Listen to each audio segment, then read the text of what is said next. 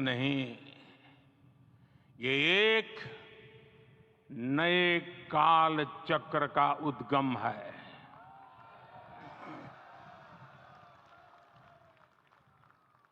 राम मंदिर के भूमि पूजन के बाद से प्रतिदिन पूरे देश में उमंग और उत्साह बढ़ता ही जा रहा था।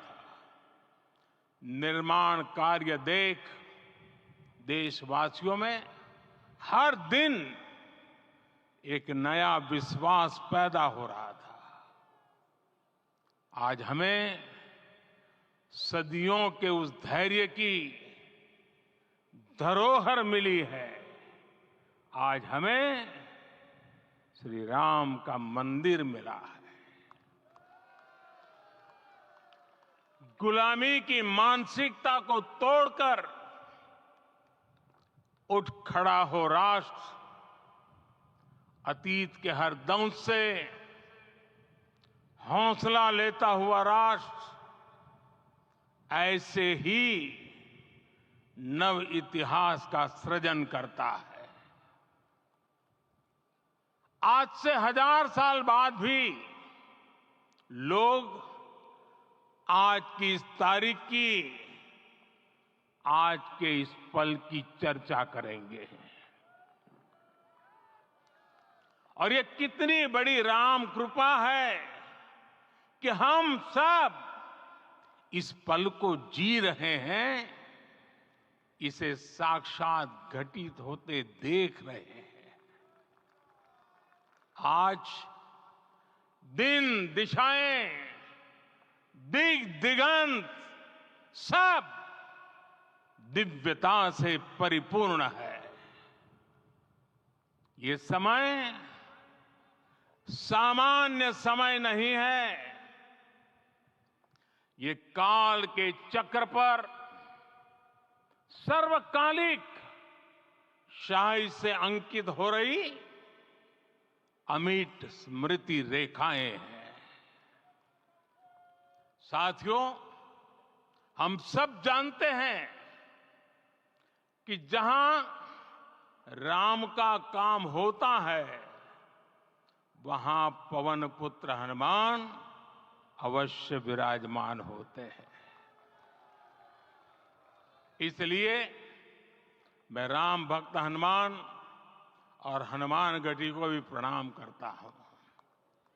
मैं माता जानकी, लक्ष्मण जी, भरत, शत्रुघ्न सबको नमन करता हूं। मैं पावन अयोध्यापुरी और पावन सरयू को भी प्रणाम करता हूं। मैं इस पल दैवीय अनुभव कर रहा हूं कि जिनके आशीर्वाद से ये महान कार्य पूरा हुआ है। वे दिव्य आत्माएं, वे दैवीय विभूतियां भी इस समय हमारे आसपास उपस्थित है। मैं इन सभी दिव्य चेतनाओं को भी कृतज्ञता पूर्वक नमन करता हूं। मैं आज प्रभु श्री राम से क्षमा याचना भी करता हूं। हमारे पुरुषार्थ, हमारे त्याग, तपस्या में कुछ तो कमी रह गई होगी कि हम इतनी सदियों तक ये कार्य कर नहीं पाए। आज वो कमी पूरी हुई है।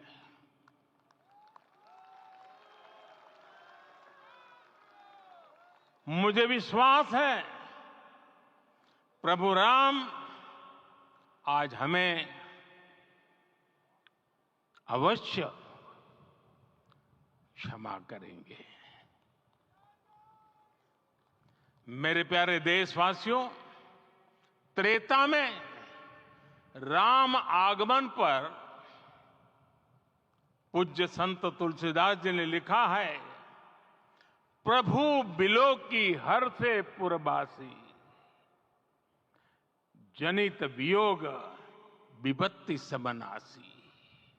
अर्थात प्रभु का आगमन देकर ही सब अयोध्यावासी, समग्र देशवासी हर्ष से भर गए। लंबे वियोग से जो आपत्ति आई थी उसका अंत हो गया। उस कालखंड में तो वो वियोग केवल 14 वर्षों का था, तब भी इतना असह्य था। इस युग में तो अयोध्या और देशवासियों ने सैकड़ों वर्षों का वियोग सहा है।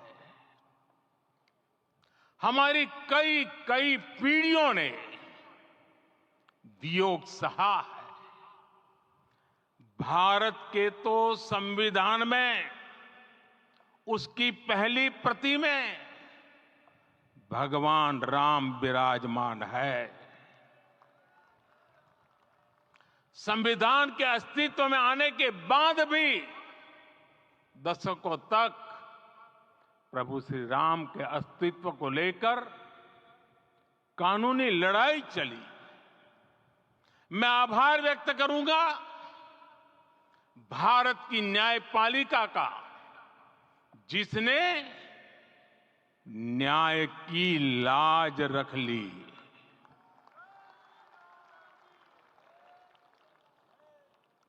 न्याय के पर्याय प्रभु राम का मंदिर भी न्यायबद्ध तरीके से ही बना। साथियों, आज गांव-गांव में एक साथ कीर्तन संकीर्तन हो रहे हैं। आज मंदिरों में उत्सव हो रहे हैं, स्वच्छता अभियान चलाए जा रहे हैं। पूरा देश आज दीपावली मना रहा है। आज शाम घर घर राम ज्योति प्रज्वलित करने की तैयारी है। कल मैं श्री राम के आशीर्वाद से धनुषकोडी में राम सेतु के आरंभ बिंदु अरिचल मुनाई पर था। जिस घड़ी प्रभु राम समुद्र पार करने निकले थे, वो एक पल था जिसने काल चक्र को बदला था। उस भावमय पल को महसूस करने का मेरा ये विनम्र प्रयास था। वहां पर मैंने पुष्प वंदना की। वहां मेरे भीतर एक विश्वास जगा कि जैसे उस समय काल चक्र बदला था, उसी तरह अब काल चक्र फिर बदलेगा और शुभ दिशा में बढ़ेगा। अपने 11 दिन के व्रत अनुष्ठान के दौरान मैंने उन स्थानों का चरण स्पर्श करने का प्रयास किया जहां प्रभु राम के चरण पड़े थे। चाहे वो नासिक का पंचवटी धाम हो, केरला का पवित्र त्रिपायर मंदिर हो, आंध्र प्रदेश में लेपाक्षी हो, श्रीरंगम में रंगनाथ स्वामी मंदिर हो, रामेश्वरम में श्री रामनाथ स्वामी मंदिर हो, या फिर धनुषकोडी। मेरा सौभाग्य है कि इसी पुनीत पवित्र भाव के साथ मुझे सागर से सरयू तक की यात्रा का अवसर मिला। सागर से सरयू तक हर जगह राम नाम का वही उत्सव भाव छाया हुआ है। प्रभु राम तो भारत की आत्मा के कण कण से जुड़े हुए हैं। राम भारतवासियों के अंतर मन में विराजे हुए हैं। हम भारत में कहीं भी किसी की अंतरात्मा को छुएंगे तो इस एकत्व की अनुभूति होगी और यही भाव सब जगह मिलेगा। इससे उत्कृष्ट, इससे अधिक देश को समायोजित करने वाला सूत्र और क्या हो सकता है। मेरे प्यारे देशवासियों, मुझे देश के कोने कोने में अलग अलग भाषाओं में रामायण सुनने का अवसर मिला है, लेकिन विशेषकर पिछले 11 दिनों में रामायण अलग अलग भाषा में अलग राज्यों से मुझे विशेष रूप से सुनने का मौका मिला। राम को परिभाषित करते हुए ऋषियों ने कहा है, रमन्ते यस्मिन् इति रामः, अर्थात जिसमें रम जाए वही राम है। राम लोक की स्मृतियों में, पर्वत से लेकर परंपराओं में सर्वत्र समाये हुए हैं। हर युग में लोगों ने राम को जिया है। हर युग में लोगों ने अपने अपने शब्दों में अपनी अपनी तरह से राम को अभिव्यक्त किया है और ये राम रस जीवन प्रवाह की तरह निरंतर बहता रहता है। प्राचीन काल से भारत के हर कोने के लोग राम रस का आचमन करते रहे हैं। राम कथा असीम है और रामायण भी अनंत है। राम के आदर्श, राम के मूल्य, राम की शिक्षाएं सब जगह एक समान है। प्रिय देशवासियों, आज इस ऐतिहासिक समय में देश उन व्यक्तित्वों को भी याद कर रहा है जिनके कार्य और समर्पण की वजह से आज हम ये शुभ दिन देख रहे हैं। राम के इस काम में कितने ही लोगों ने त्याग और तपस्या की पराकाष्ठा करके दिखाई है। उन अनगिनत राम भक्तों के, उन अनगिनत कार सेवकों के और उन अनगिनत संत महात्माओं के हम सब ऋणी हैं।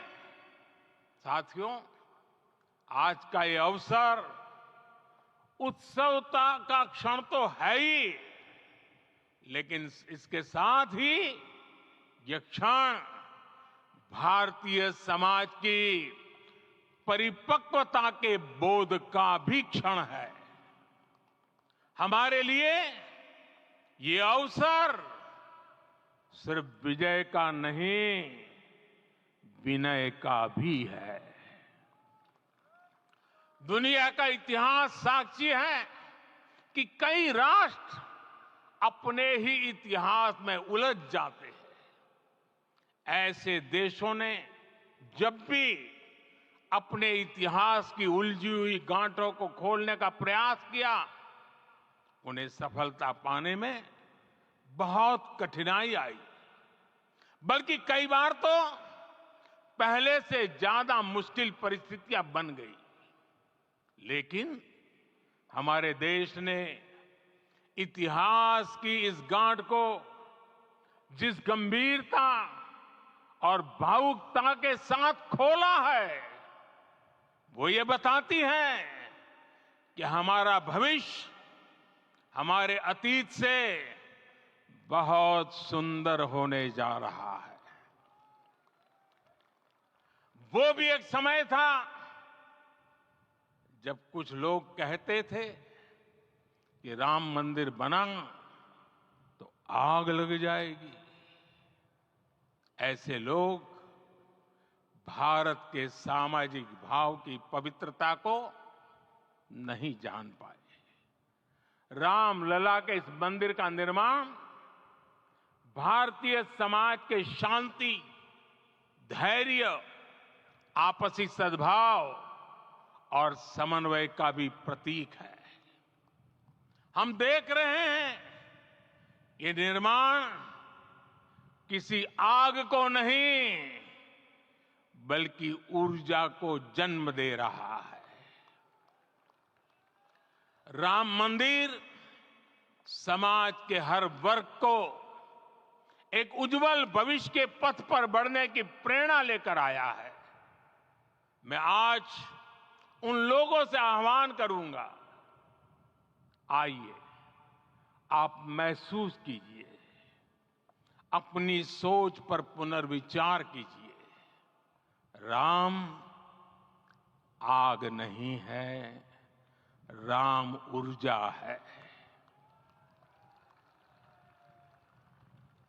राम विवाद नहीं, राम समाधान है।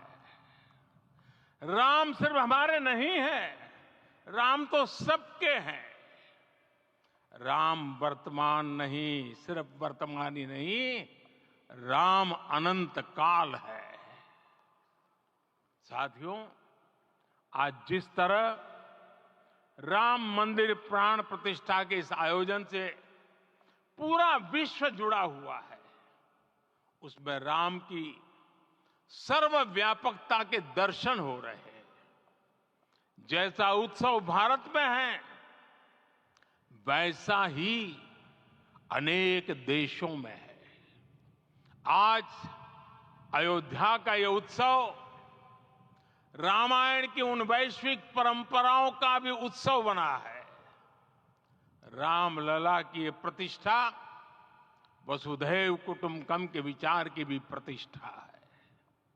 साथियों, आज अयोध्या में केवल श्री राम के विग्रह रूप की प्राण प्रतिष्ठा नहीं हुई है, ये श्री राम के रूप में साक्षात भारतीय संस्कृति के प्रति अटूट विश्वास की भी प्राण प्रतिष्ठा है। ये साक्षात मानवीय मूल्यों और सर्वोच्च आदर्शों की भी प्राण प्रतिष्ठा है। इन मूल्यों की, इन आदर्शों की आवश्यकता आज संपूर्ण विश्व को है। सर्वे भवन्तु सुखिनः, ये संकल्प हम सदियों से दोहराते आए हैं। आज उसी संकल्प को राम मंदिर के रूप में साक्षात आकार मिला है। ये मंदिर मात्र एक देव मंदिर नहीं है, ये भारत की दृष्टि का, भारत के दर्शन का, भारत के दिग्दर्शन का मंदिर है। ये राम के रूप में राष्ट्र चेतना का मंदिर है। राम भारत की आस्था है, राम भारत का आधार है, राम भारत का विचार है, राम भारत का विधान है, राम भारत की चेतना है, राम भारत का चिंतन है, राम भारत की प्रतिष्ठा है, राम भारत का प्रताप है, राम प्रवाह है, राम प्रभाव है, राम नेति भी है, राम नीति भी है, राम नित्यता भी है, राम निरंतरता भी है, राम विभु है, विशद है, राम व्यापक है, विश्व है, विश्वात्मा है। और इसलिए जब राम की प्रतिष्ठा होती है तो उसका प्रभाव वर्षों या शताब्दियों तक ही नहीं होता, उसका प्रभाव हजारों वर्षों के लिए होता है। महर्षि वाल्मीकि ने कहा है, राज्यम 10 सहस्त्राणि प्राप्य वर्षाणि राघव, अर्थात राम 10,000 वर्षों के लिए राज्य पर प्रतिष्ठित हुए, यानी हजारों वर्षों के लिए राम राज्य स्थापित हुआ। जब त्रेता में राम आए थे तब हजारों वर्षों के लिए राम राज्य की स्थापना हुई थी। हजारों वर्षों तक राम विश्व पथ प्रदर्शन करते रहे थे। और इसलिए मेरे प्यारे देशवासियों, आज अयोध्या भूमि हम सभी से